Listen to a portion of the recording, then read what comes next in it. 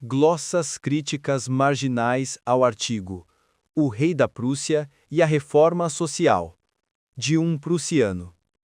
O jornal Wortwart, número 60, contém um artigo intitulado O Rei da Prússia e a Reforma Social, assinado um prussiano.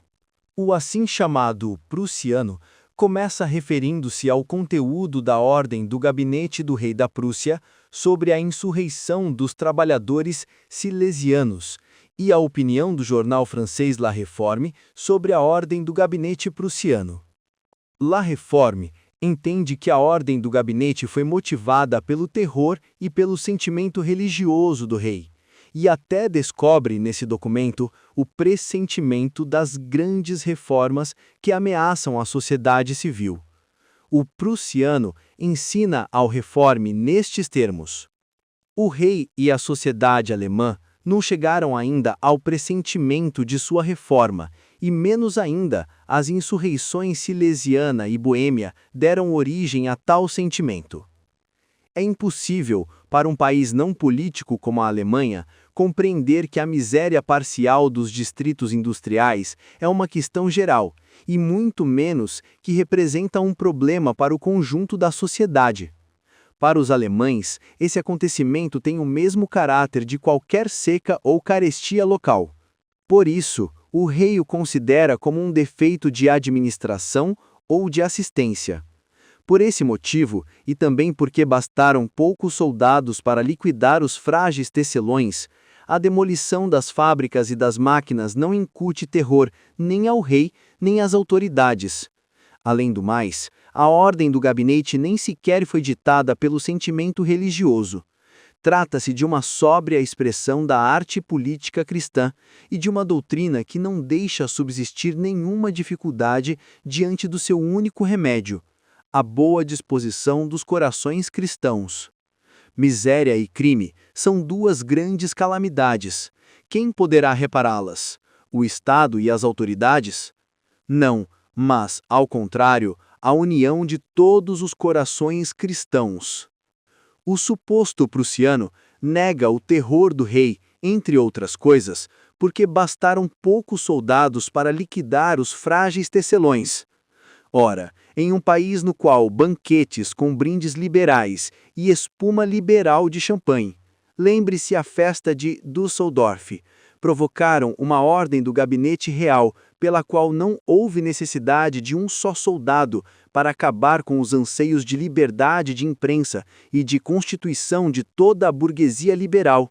Em um país em que a obediência passiva está na ordem do dia, em um tal país, não seria um acontecimento, e um acontecimento aterrorizante, ter que recorrer à força armada? Considere-se ainda o fato de que os frágeis tecelões saíram vencedores do primeiro choque. Apenas mediante consideráveis reforços de tropas é que foram vencidos. A revolta de uma massa de trabalhadores é por acaso menos perigosa por não ser necessário um exército para sufocá-la?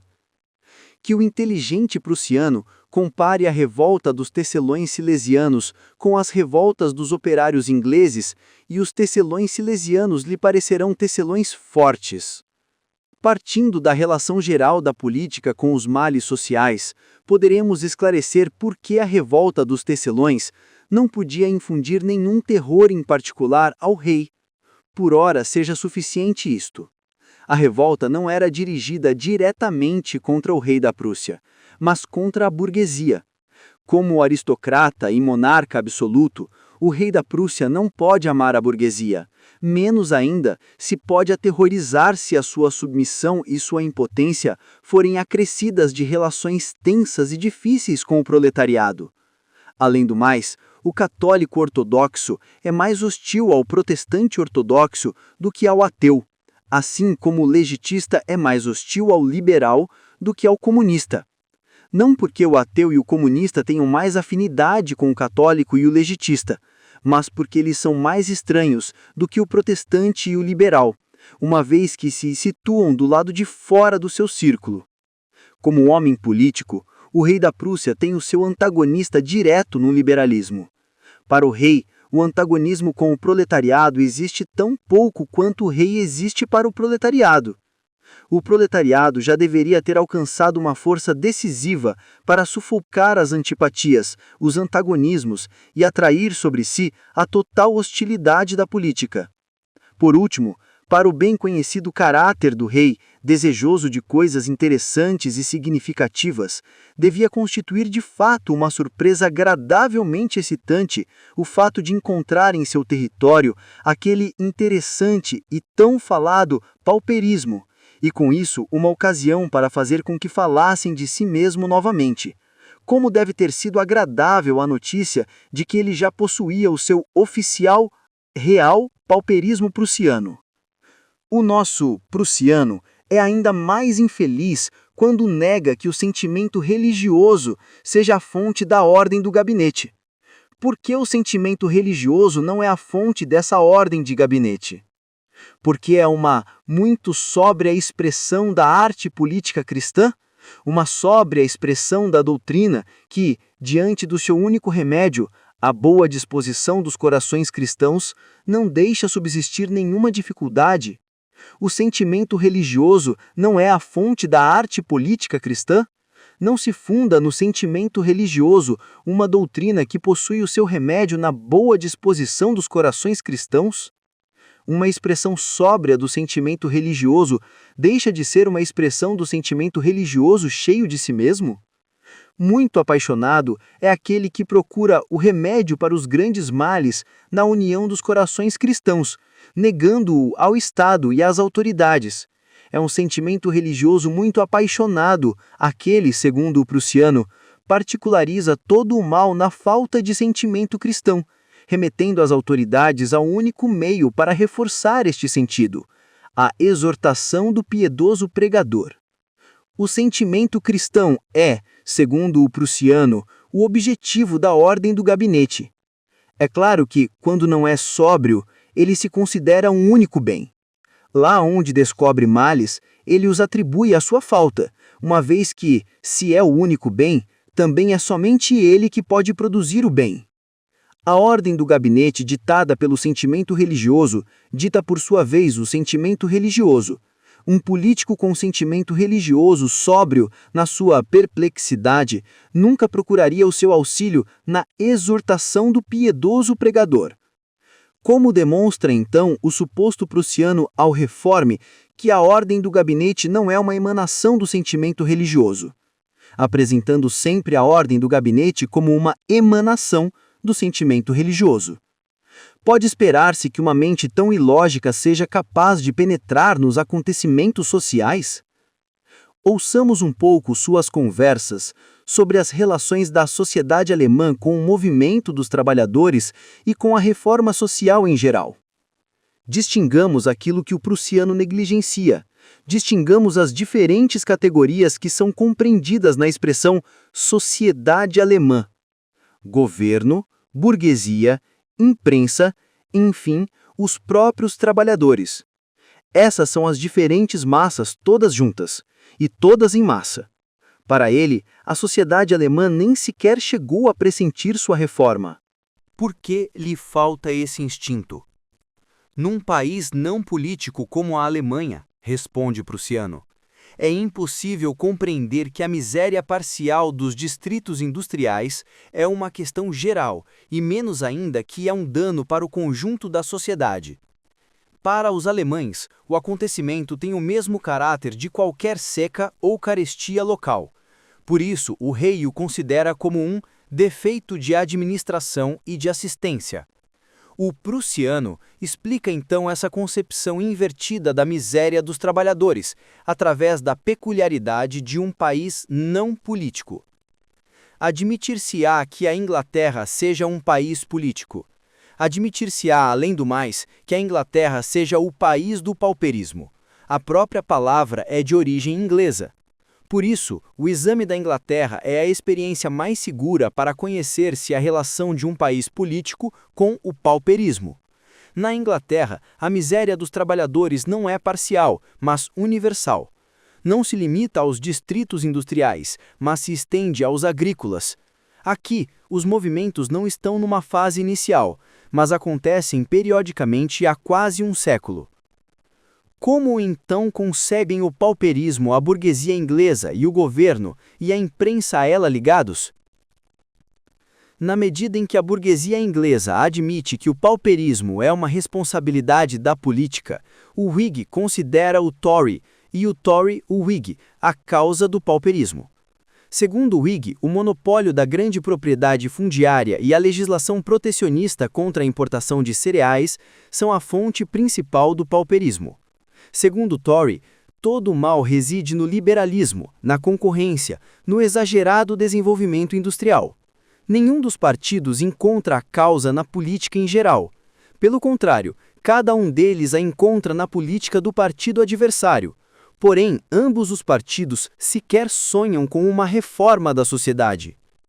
A expressão mais clara da interpretação inglesa do pauperismo, referimos-nos sempre às opiniões da burguesia inglesa e do governo inglês, é a economia política inglesa, ou seja, o reflexo científico da situação econômica nacional inglesa.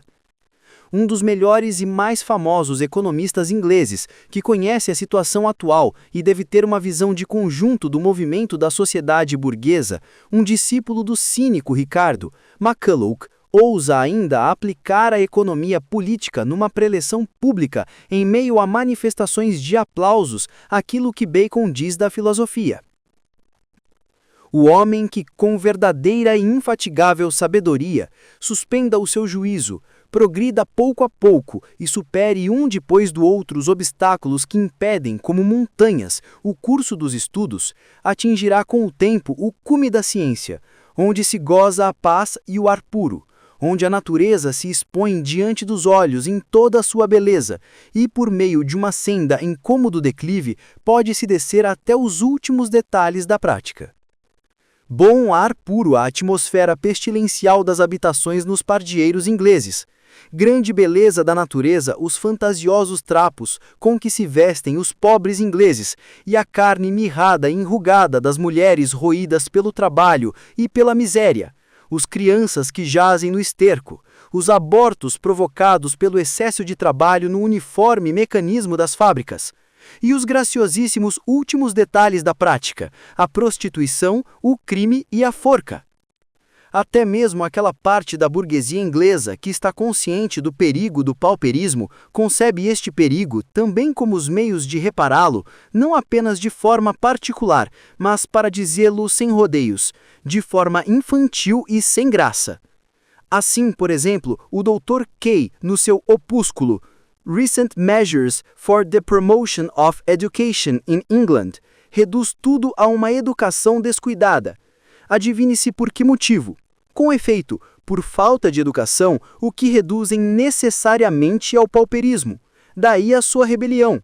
Isto pode perturbar a prosperidade das manufaturas inglesas e do comércio inglês, abalar a confiança recíproca dos homens de negócios, diminuir a estabilidade das instituições políticas e sociais. A tal ponto chega a desconsideração da burguesia inglesa e da sua imprensa pelo pauperismo, por esta epidemia nacional da Inglaterra. Admitamos, porém, que sejam fundadas as recriminações que o nosso prussiano faz à sociedade alemã. Será que o motivo reside na situação não política da Alemanha? Contudo, se a burguesia da não política Alemanha é incapaz de tomar consciência da importância universal de uma miséria parcial, a burguesia da política Inglaterra é capaz de desconhecer a importância universal de uma miséria universal, de uma miséria que evidenciou sua importância universal, tanto pelo seu retorno periódico no tempo, quanto pela sua difusão no espaço, e também pelo fracasso de todas as tentativas de remediá-la. O prussiano atribui ainda à situação não política da Alemanha o fato que o rei da Prússia encontre a causa do pauperismo numa falha de administração e de assistência. Acaso este modo de ver será exclusivo do rei da Prússia? Dê-se uma rápida olhada na Inglaterra, o único país no qual se pode falar de uma grande ação política contra o pauperismo. A atual legislação inglesa sobre a pobreza data da lei contida no Ato 43 do governo de Elizabeth.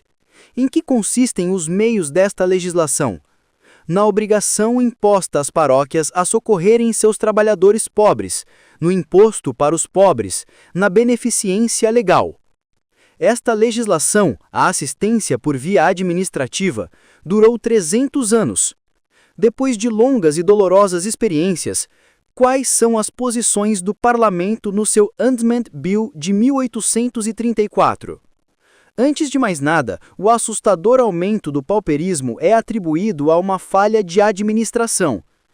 Por isso, a administração do imposto para os pobres, constituída por empregados das respectivas paróquias, é reformulada. São constituídas uniões de cerca de 20 paróquias, unidas em uma única administração. Um comitê de funcionários, Board of Guardians, eleito pelos contribuintes, reúne-se em um determinado dia na sede da União e avalia os pedidos de subsídio. Esses comitês são dirigidos e supervisionados por delegados do governo, da Comissão Central da Somerset House, o Ministério do Pauperismo, segundo a precisa definição de um francês. O capital de que essa administração cuida quase equivale à soma que a administração militar custa na França. O número de administrações locais, que dependem dela, chega a 500, e cada uma dessas administrações locais, por sua vez, ocupa pelo menos 12 funcionários. O parlamento inglês não se limitou à reforma formal da administração.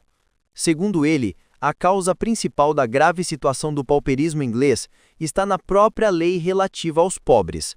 A assistência, o meio legal contra o mal social, acaba favorecendo-o, e quanto ao pauperismo em geral, seria, de acordo com a teoria de Malthus, uma eterna lei da natureza. Uma vez que a população tende a superar incessantemente os meios de subsistência, a assistência é uma loucura, um estímulo público à miséria. Por isso, o Estado nada mais pode fazer do que abandonar a miséria ao seu destino e, no máximo, tornar mais fácil a morte dos pobres. A essa filantrópica teoria, o parlamento inglês agrega a ideia de que o pauperismo é a miséria da qual os próprios trabalhadores são culpados, e ao qual, portanto, não se deve prevenir como uma desgraça, mas antes reprimir e punir como um delito. Surgiu assim o regime das workhouses, isto é, das casas dos pobres, cuja organização interna desencoraja os miseráveis de buscar nelas a fuga contra a morte pela fome. Nas workhouses, a assistência é engenhosamente entrelaçada com a vingança da burguesia contra o pobre que apela à sua caridade. Como se vê, a Inglaterra tentou acabar com o pauperismo primeiramente através da assistência e das medidas administrativas. Em seguida, ela descobriu no progressivo aumento do pauperismo não a necessária consequência da indústria moderna, mas antes o resultado do imposto inglês para os pobres. Ela entendeu a miséria universal unicamente como uma particularidade da legislação inglesa. Aquilo que, no começo, fazia-se derivar de uma falta de assistência, agora se faz derivar de um excesso de assistência. Finalmente, a miséria é considerada como culpa dos pobres e, deste modo, neles punida. A lição geral que o parlamento inglês tirou do pauperismo se limita ao fato de que, no curso do desenvolvimento, apesar das medidas administrativas, o pauperismo foi se configurando como uma instituição nacional e chegou por isso, inevitavelmente, a ser objeto de uma administração ramificada e bastante extensa, uma administração, no entanto, que não tem mais a tarefa de eliminá-lo, mas, ao contrário, discipliná-lo. Essa administração renunciou a estancar a fonte do pauperismo, através de meios positivos. Ela se contenta em abrir-lhe com tenduraó um buraco toda vez que ele transborda para a superfície do país oficial. Bem longe de ultrapassar as medidas de administração e de assistência, o Estado inglês desceu muito abaixo delas. Ele já não administra mais do que aquele pauperismo que, em desespero, deixa agarrar-se e prender-se. Até agora, portanto, o prussiano não mostrou nada de particular no comportamento do rei da Prússia. Mas por quê? Exclama o rei com rara ingenuidade.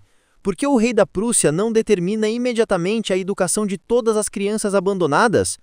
Por que se dirige antes às autoridades, esperando seus planos e projetos? O inteligentíssimo prussiano se tranquilizará quando souber que o rei da Prússia é nisso tão pouco original como é no resto das suas ações, e que, pelo contrário, trilhou o único caminho que o chefe de um estado pode trilhar. Napoleão queria acabar de um golpe com a mendicância.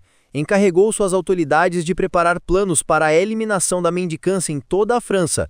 O projeto demorava. Napoleão perdeu a paciência, escreveu ao seu ministro do interior, Crétet, e lhe ordenou que destruísse a mendicância dentro de um mês, dizendo: não se deve passar sobre a terra sem deixar traços que relembrem à posteridade a nossa memória. Não me peçam mais 3 ou 4 meses para receber informações. Vocês têm funcionários jovens, prefeitos inteligentes, engenheiros civis bem preparados. Ponham todos eles ao trabalho, não fiquem modorrando no costumeiro trabalho de escritório. Em poucos meses, tudo estava terminado. No dia 5 de julho de 1808, foi promulgada a lei que reprime a mendicância. Como? Mediante os depósitos que se transformaram em penitenciárias tão rápido que bem presto o pobre chegava aí exclusivamente pela estrada do Tribunal da Polícia Correcional. E ainda assim, naquele tempo, o Sr. Noaz du Gard, membro do corpo legislativo, exclamava: reconhecimento eterno ao herói que assegura à necessidade um lugar de refúgio e à miséria os meios de subsistência. A infância não será mais abandonada. As famílias pobres não serão mais privadas de recursos, nem os trabalhadores de estímulo e ocupação. Nossos pás não serão mais paralisados pela imagem repugnante das enfermidades e da honrosa miséria. O último período cínico é a única verdade desse panegírico. Mas se Napoleão se dirigia ao discernimento dos seus funcionários, prefeitos e engenheiros, por que não o rei da Prússia? Por que Napoleão não ordenou a imediata supressão da mendicância? O mesmo vale a pergunta do prussiano. Por que o rei da Prússia não determina imediatamente a educação de todas as crianças abandonadas? Sabe o prussiano o que o rei da Prússia deveria determinar? Nada menos do que a eliminação do proletário. Para educar as crianças, é preciso alimentá-las e liberá-las da necessidade de trabalhar para viver.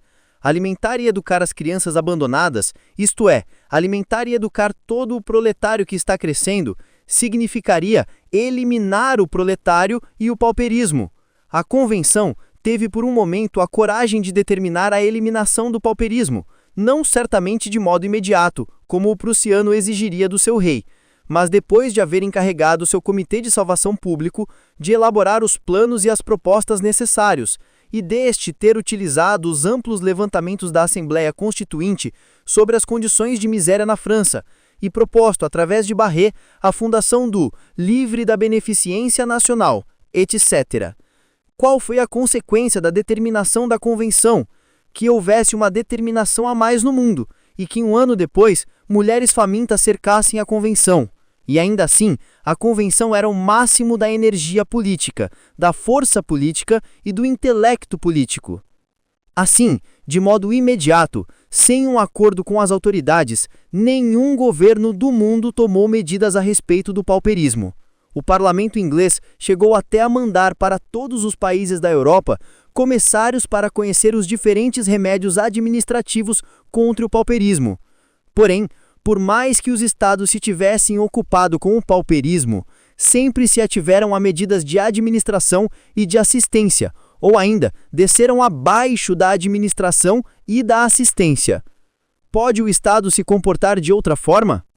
O Estado nunca encontrará no Estado e na organização da sociedade o fundamento dos males sociais, como o prussiano exige do seu rei, onde há partidos políticos, cada um encontra o fundamento de qualquer mal no fato de que não ele, mas o seu partido adversário, acha-se ao leme do Estado.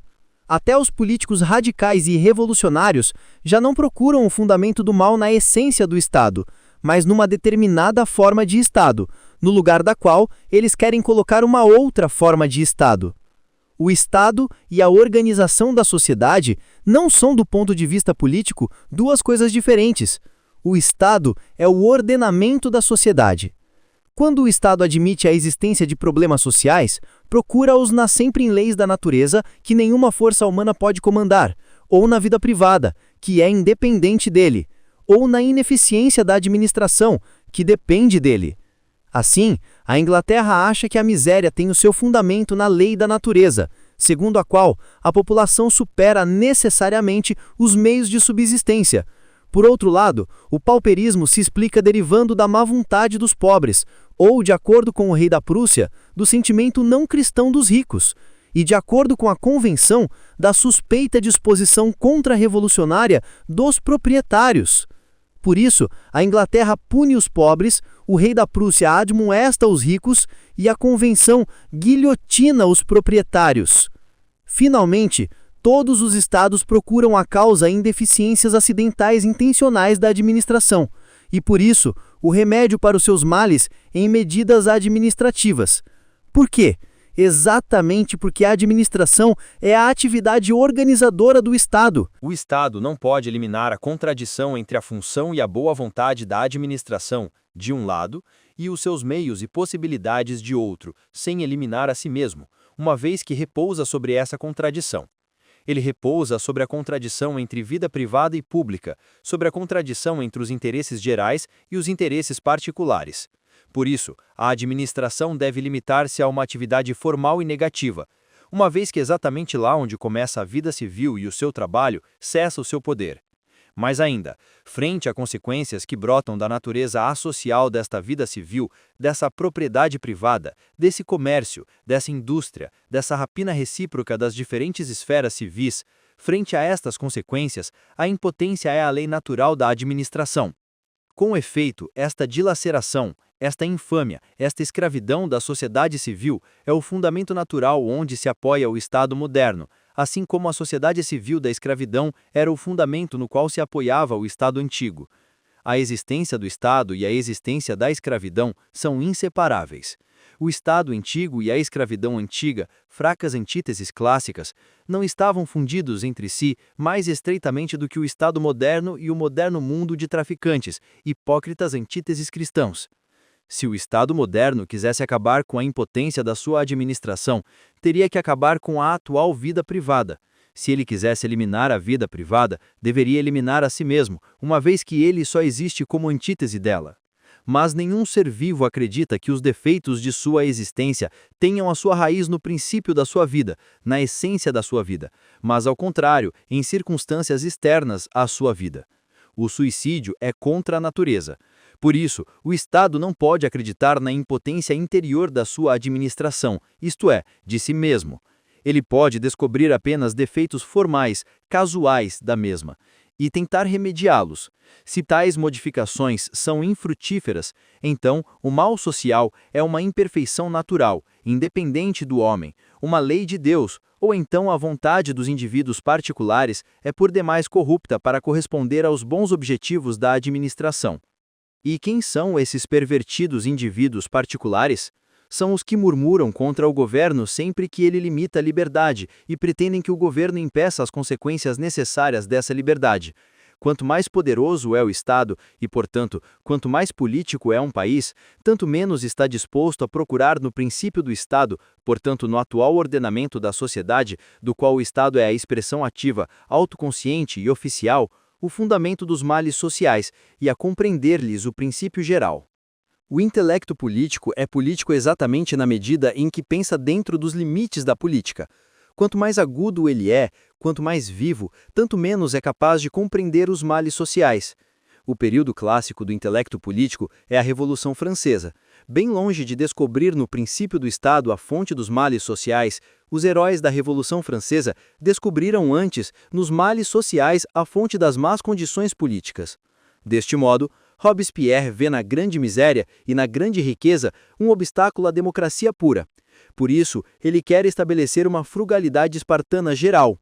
O princípio da política é a vontade. Quanto mais unilateral, isto é, quanto mais perfeito é o intelecto político, tanto mais ele crê na onipotência da vontade e tanto menos é cego frente aos limites naturais e espirituais da vontade e, consequentemente, tanto mais é incapaz de descobrir a fonte dos males sociais.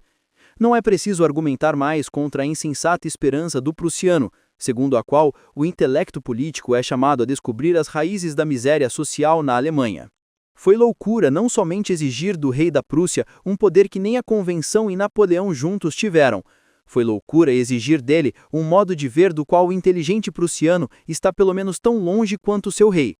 Toda essa declaração foi ainda mais insensata na medida em que o prussiano nos confessa: As boas palavras e as boas disposições são baratas. O que é caro é a perspicácia e as ações eficazes.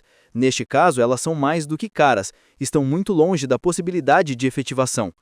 Se estão muito longe da possibilidade de efetivação, imagine-se quem então, a partir daí, tentará alcançar o possível. No mais, deixo a critério do leitor julgar se, neste caso, a linguagem mercantil, de cigano, na base do barato, caro, mais do que caro, longe da possibilidade de efetivação, possa ser incluída na categoria das boas palavras e das boas disposições. Suponhamos, porém, que as observações do prussiano sobre o governo alemão e sobre a burguesia alemã, esta, sem dúvida, está compreendida na sociedade alemã, tenham pleno fundamento. Será que essa parte da sociedade é mais irrefletida na Alemanha do que na Inglaterra ou na França? Pode ser mais irrefletido do que na Inglaterra, onde a irreflexão foi erigida em sistema? Se hoje em toda a Inglaterra pipocam manifestações de trabalhadores, é porque a burguesia e o governo locais não estão hoje mais lúcidos do que no último trintênio do século XVIII. Sua única judiação é a força material, e como a força material decresce na mesma medida em que cresce a extensão do pauperismo e a consciência do proletariado, desse mesmo modo aumenta em proporção geométrica a irreflexão inglesa. Enfim, é falso, efetivamente falso, que a burguesia alemã desconheça inteiramente a importância geral da revolta silesiana. Em várias cidades, os mestres artesãos procuram associar-se aos aprendizes. Todos os jornais liberais, os órgãos da burguesia liberal, estão repletos de referências à organização do trabalho, à reforma da sociedade e à crítica aos monopólios e concorrência, etc. Tudo isso em consequência dos movimentos dos trabalhadores. Os jornais de Treveres, Aquisgrán, Colônia, Wesel, Mannheim, Breslau e até de Berlim trazem frequentemente artigos sociais facilmente compreensíveis, dos quais o prussiano pode até aprender alguma coisa. Mais ainda, em cartas da Alemanha, se exprime constantemente o espanto pela fraca resistência da burguesia contra as tendências e ideias sociais. O prussiano, se tivesse maior familiaridade com a história dos movimentos sociais, teria formulado sua pergunta ao contrário. Por que também a burguesia alemã vê na miséria parcial uma miséria relativamente tão universal? De onde provém a animosidade e o cinismo da burguesia política? De onde provém a falta de resistência e as simpatias da burguesia não política contra o proletariado? Vamos agora aos oráculos do prussiano sobre os trabalhadores alemães. Os alemães pobres, graceja, não são mais inteligentes que os pobres alemães. Quer dizer, não enxergam nada além do seu lar, da sua fábrica ou do seu distrito. Até agora, toda a questão ainda está abandonada pela alma política que penetra em tudo. Para poder comparar a situação dos trabalhadores alemães com a situação dos trabalhadores franceses e ingleses, o prussiano deveria comparar a primeira etapa, o início do movimento dos trabalhadores franceses e ingleses com o movimento alemão, que começou agora. Mas ele negligencia isso. Deste modo, o seu raciocínio cai em obviedades, como essa de que a indústria na Alemanha ainda não está tão desenvolvida como na Inglaterra, ou então de que um movimento no seu início se apresenta diferente do que em uma etapa posterior. Ele gostaria de falar das particularidades do movimento dos trabalhadores alemães, mas não diz nada a respeito desse assunto. Que o prussiano se situe do ponto de vista correto, verá que nenhuma das revoltas dos operários franceses e ingleses teve um caráter tão teórico e consciente como a revolta dos tecelões silesianos. Lembre-se, primeiro de tudo, da Canção dos Tecelões, aquela audaz barva de ordem de luta na qual lar, fábrica e distrito não são mencionados uma vez sequer, e na qual, pelo contrário, o proletariado proclama de modo claro, cortante, implacável e poderoso o seu antagonismo com a sociedade de propriedade privada. A ação traz este caráter superior. Não só são destruídas as máquinas, essas rivais do trabalhador, mas também os livros comerciais, os títulos de propriedade, e enquanto todos os outros movimentos se tornavam primeiramente contra o senhor da indústria, o inimigo visível, este movimento volta-se também contra o banqueiro, o inimigo oculto. Enfim, nenhuma outra revolta de trabalhadores ingleses foi conduzida com tanta coragem, reflexão e duração. No que concerne à condição ou à capacidade cultural dos trabalhadores alemães em geral, remeto aos geniais escritos de Wittling, os quais, sob o aspecto teórico, muitas vezes ultrapassam o próprio Proudhon, embora permaneçam aquém dele no que se refere à forma. Onde poderia a burguesia, incluídos os seus filósofos e eruditos, exibir uma obra igual à de Wittling, Garantien der Harmonie und Freiheit, relativa à emancipação da burguesia, à emancipação política. Caso se compare a insossa e tola mediocridade da literatura política alemã com essa enorme e brilhante estreia literária dos operários alemães, caso se compare esse gigantesco calçado de criança do proletariado com a disforme pequenez do gasto calçado político da burguesia alemã, deve-se prognosticar para a Cinderela alemã uma figura de atleta. Deve-se admitir que o proletariado alemão é o teórico do proletariado europeu, assim como o proletariado inglês é o seu economista e o proletariado francês o seu político. Deve-se admitir que a Alemanha tem uma vocação tão clássica para a revolução social quanto é incapaz de uma revolução política. Com efeito, assim como a impotência da burguesia alemã é a impotência política da Alemanha, assim a disposição do proletariado alemão, ainda que prescindindo da teoria alemã, é a disposição social da Alemanha. A desproporção entre o desenvolvimento filosófico e o desenvolvimento político na Alemanha não é nenhuma anormalidade, é uma desproporção necessária. Somente no socialismo pode um povo filosófico encontrar a sua praxis correspondente e, portanto, somente no proletariado o elemento ativo da sua libertação. Mas, nesse momento, não tenho nem tempo nem disposição para explicar ao prussiano a relação da sociedade alemã com a Revolução Social, e, a partir dela, de um lado, a fraca reação da burguesia alemã contra o socialismo e, de outro, as excelentes disposições para o socialismo do proletariado alemão. Na minha introdução à crítica da filosofia do direito de Hegel, Deutsch-Französisch Jahrbucher, ele encontrará os primeiros elementos para compreender esse fenômeno. A inteligência dos alemães pobres está, portanto, em uma relação inversa com a inteligência dos pobres alemães. No entanto, pessoas para as quais qualquer assunto deve servir para exercícios públicos de estilo, veem-se levadas através dessa atividade formal a um conteúdo equivocado. Equivocado, por sua vez, imprime novamente à forma o selo de banalidade. Deste modo, a tentativa do prussiano, em uma ocasião como essa das revoltas dos operários silesianos, de expressar-se na forma de antíteses, leva-o à maior antítese contra a verdade. A única tarefa de uma mente pensante e amiga da verdade, frente à primeira explosão da revolta dos trabalhadores silesianos, não consistia em desempenhar o papel de pedagogo desse acontecimento, mas, pelo contrário, em estudar o seu caráter peculiar. Para isto, requer-se, antes de mais nada, uma certa perspicácia científica e um certo amor pela humanidade, ao passo que para outra operação é suficiente uma fraseologia ligeira, embebida em uma complacência vazia. Por que o prussiano julga com tanto desprezo os trabalhadores alemães? Porque ele acha que toda a questão, isto é, a questão da miséria dos operários, está abandonada, ainda até hoje, pela alma política que penetra tudo. Eis como ele vai derramando o seu amor platônico pela alma política. No sangue e na incompreensão, serão sufocadas todas as revoltas que explodem nesse desesperado isolamento dos homens da comunidade e de suas ideias dos princípios sociais. Mas logo que a miséria tiver gerado o intelecto, e o intelecto político dos alemães tiver descoberto as raízes da miséria social, então também na Alemanha esses acontecimentos serão percebidos como sintomas de uma grande mudança. Permita-nos o prussiano, antes de mais nada, uma observação estilística. Sua antítese está incompleta. Na primeira metade disse, a miséria gera o intelecto, e na segunda metade, o intelecto político descobre as raízes da miséria social. O intelecto simples na primeira metade da antítese torna-se, na segunda, um intelecto político, como a miséria simples da primeira metade da antítese torna-se, na segunda, uma miséria social. Por que motivo o nosso estilista tratou de maneira tão desigual as duas metades da antítese? Não creio que ele tenha notado isto.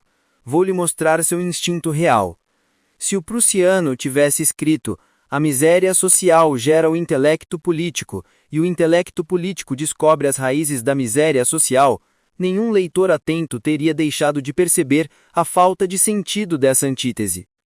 Todo mundo teria se perguntado, antes de mais nada, por que o anônimo não opõe o intelecto social à miséria social e o intelecto político à miséria política, como manda a lógica mais elementar. Mas, vamos ao que interessa. Tão falso é que a miséria social gera o intelecto político, como mais verdadeiro é antes o contrário, isto é, que o bem-estar social gera o intelecto político. O intelecto político é um espiritualista e é concedido a quem já possui e desfruta das comodidades. Que um nosso prussiano ouça a esse respeito um economista francês, o senhor Michel Chevalier. No ano de 1789, quando a burguesia se sublevou, para ser livre faltava-lhe apenas a participação no governo do país. Para ela, a libertação consistiu em arrebatar das mãos dos privilegiados que tinham o monopólio dessas funções a direção dos negócios públicos, as mais altas funções civis, militares e religiosas. Sendo rica e ilustrada, podendo bastar-se e dirigir-se a si mesma, ela queria subtrair-se ao regime de bom prazer, ou seja, ao regime do bem-prazer da monarquia. Já demonstramos ao prussiano quanto o intelecto político é incapaz de descobrir a fonte da miséria social. Apenas mais uma palavra sobre essa sua concepção.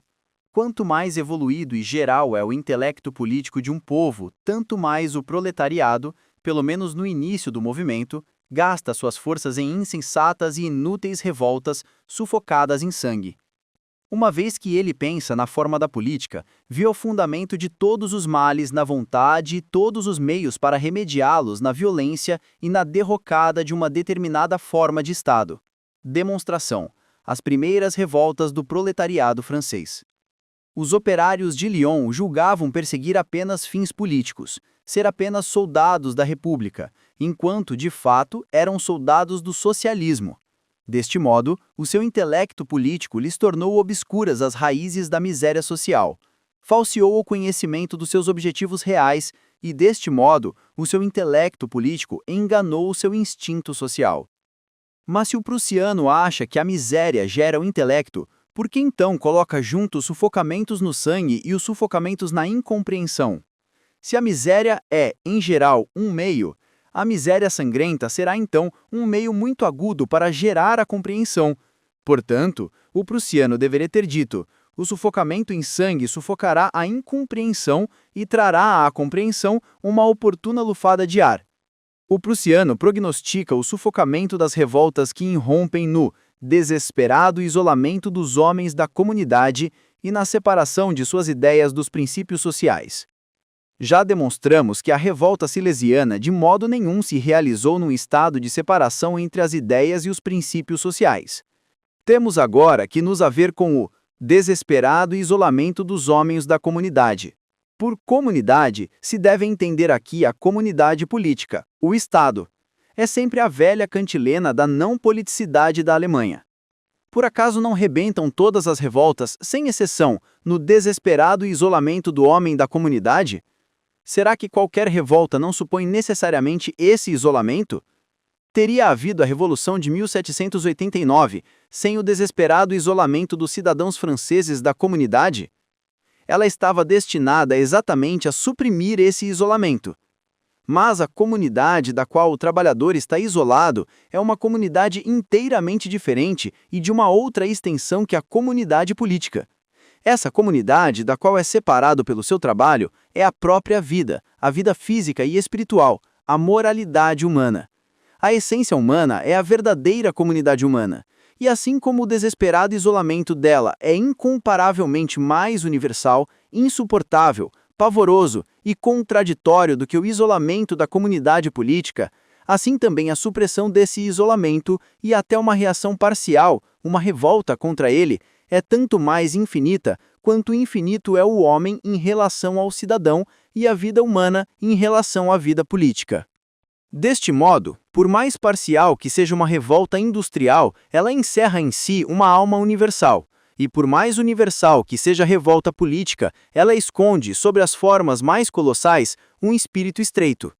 O prussiano fecha dignamente o seu artigo com esta frase: uma revolução social sem alma política, isto é, sem uma visão organizativa do ponto de vista da totalidade, é impossível.